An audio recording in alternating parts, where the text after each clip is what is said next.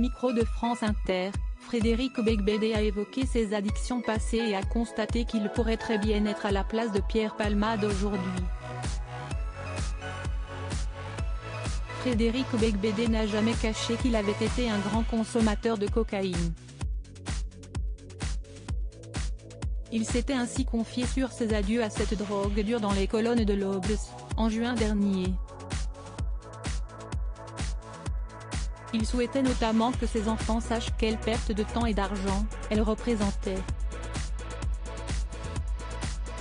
L'auteur avait déjà évoqué les dérives de sa vie d'avant, notamment lorsqu'il partageait la vie de Laura Smet, sur le plateau d'En Aparté. On s'est entraîné. Moi, qui étais plus âgé, j'aurais dû être peut-être plus prudent. J'étais dans une phase de ma vie où je pratiquais un certain basculement nocturne, reconnaissait-il, alors qu'il avait noté dans son ouvrage que c'était un miracle qu'il soit encore en vie.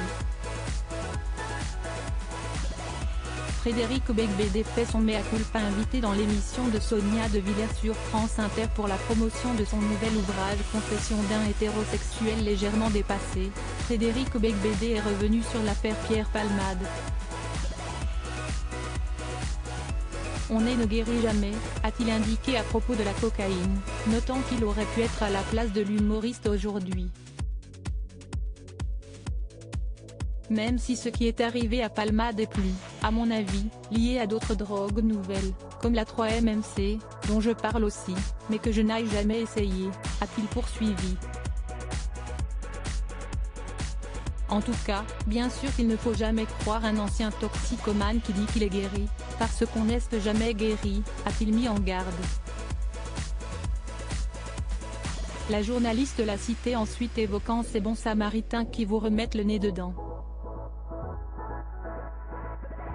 L'auteur en a profité pour faire un petit mea culpa.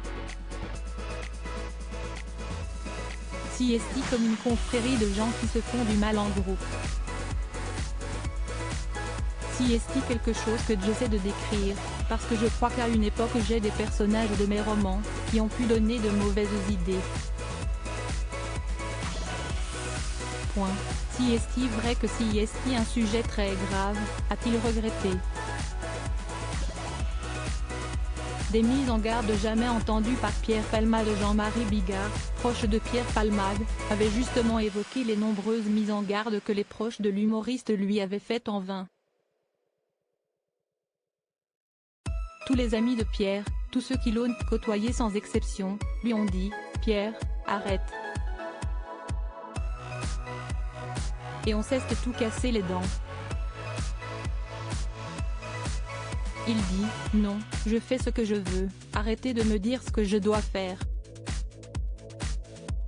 Il a survécu à tout ça, et puis là, si est-il la grosse punition, il n'y a plus rien à faire, constatait-il avec amertume sur le plateau de TPMP.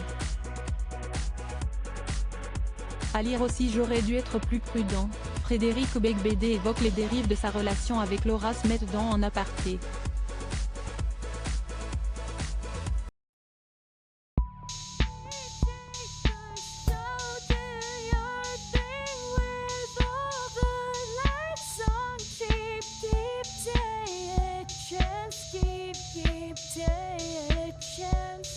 You can just keep